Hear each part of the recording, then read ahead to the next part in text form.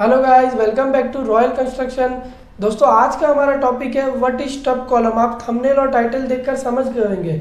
आपने बहुत सी जगह इंजीनियर्स को बात करते हुए सुना होगा कि स्टब कॉलम क्या है। देखो, नॉर्मल कॉलम तो हमें पता है, जो फुटिंग के ऊपर बनता है जब हम एक्सकावेशन करके बनाते हैं, या फिर जो फ्लोर टू फ्लोर रहता है वो हमारा नॉर्मल कॉलम हो जाता है। लेकिन अभी नया क्या आ गया स्टब कॉलम, ये मैं आपको बताता हूँ। और इसका स्टब कॉलम की पूरे डिटेल में वीडियो रहने वाली है, उसके एडवांटेज डिसएडवांटेजेस और उसके एप्लीकेशन, मतलब पूरी टोटल इन्फॉर्मेशन आपको मिल जाएगी। आपको कहीं और जाने की ज़रूरत ही नहीं है। अब मैं आपको बताता हूँ कि स्टब कॉलम होता क्या है विथ डेफिनेशन। अगर आपको एग्जाम में आ जाए स्टब कॉलम का डेफिनेशन, तो आपको ये बताना है। A stub column is a type of column whose length is very small. Stub column एक कॉलम का टाइप है जिसकी लेंथ बहुत स्मॉल है। Doesn't connect to the footing directly, so it doesn't have a footing और pedestal. ये footing के connect नहीं है। मैं क्या बोला था, हमारा नॉर्मल कॉलम आपने देखा होगा जो फुटिंग से कनेक्ट रहता है, और इसके ना ही कोई पेडिस्टल है। Relies on a beam on which it rest. ये बीम पे रिलाइज करता है, मतलब इसके ऊपर भी बीम रहता है और जहाँ ये नीचे जब जाता है उसके नीचे भी बीम रहता है।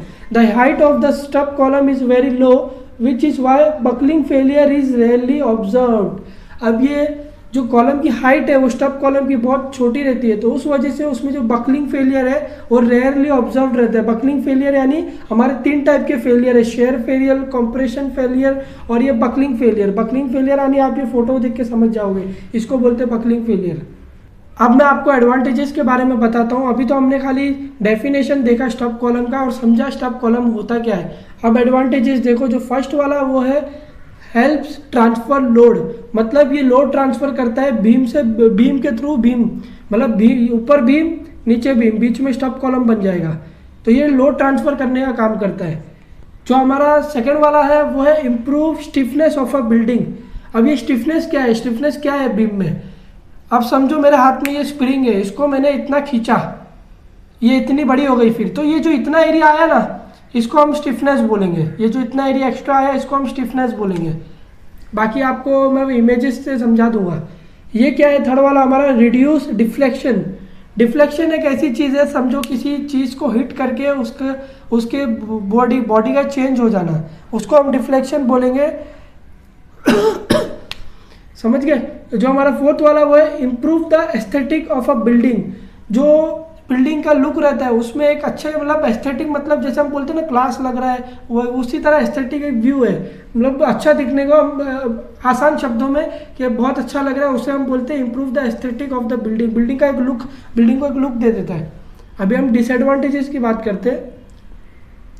A stub column increases the shear force in a beam on which it is rested. Stub column beam के ऊपर रेस्ट करता है, तो रेस्ट करने के बाद वो शेयर फोर्स, जब वो रेस्ट करता है तो शेयर फोर्स के चांसेस बढ़ जाते हैं। तो शेयर फोर्स क्या होता है आप ये इमेज देख के समझ जाओगे। एंड द बीम में fail in share.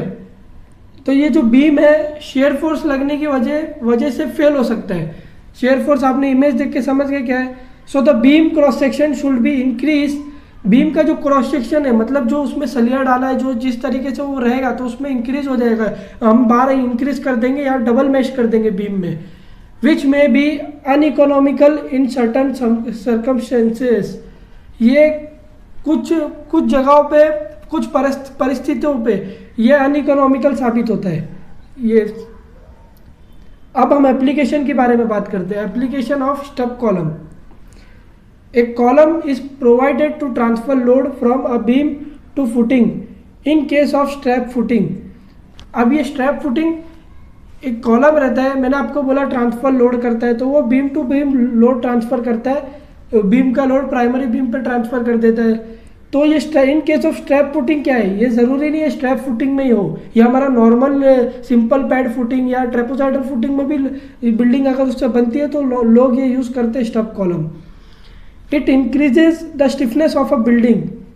Stiffness of a building, stiffness मैंने आपको बताया क्या है, ये बिल्डिंग की स्टिफनेस इंक्रीज करता है। It helps with safe and reliable transfer of load from one beam to another. ये जो स्टब कॉलम है वो एकदम आसानी से और सेफली लोड ट्रांसफर करता है from one beam to another beam. अब मैं आपको बताता हूँ where stub column is use.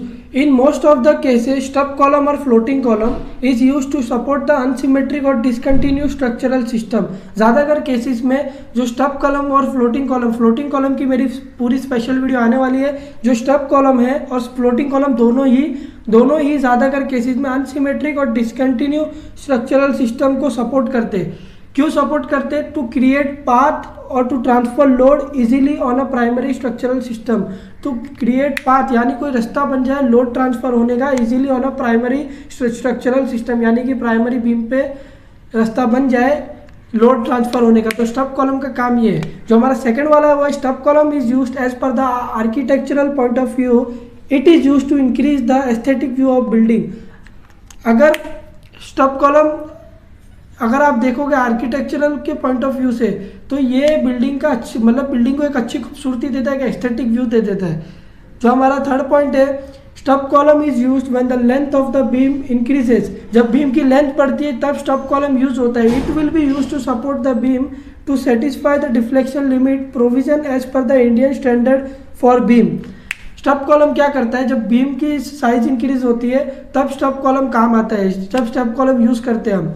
और तो यार जो बीम में जो डिफ्लेक्शन होता है, तो स्टब कॉलम आने की वजह से वो डिफ्लेक्शन भी कम हो जाता है एज पर इंडियन स्टैंडर्ड। जो हमारा फोर्थ वाला है, it is also used when the new construction happens in the existing building which is not taken into consideration while designing building.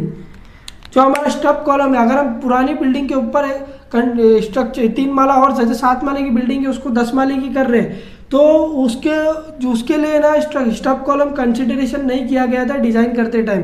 So to carry the load this extra construction stub column are provided in the building. अब जो ये 7 माले का 10 माला हुआ है, जो 3 माले का जो extra load है, तो वो लोड कैरी करने के लिए हम स्टब कॉलम बनाते हैं। ये फोर्थ पॉइंट का यही मतलब है। मैंने आपको डिटेल में समझा दिया स्टब कॉलम क्या होता है, एडवांटेज, डिसएडवांटेजेस, एप्लीकेशन, और तो और स्टब कॉलम हम यूज़ कहाँ करते हैं।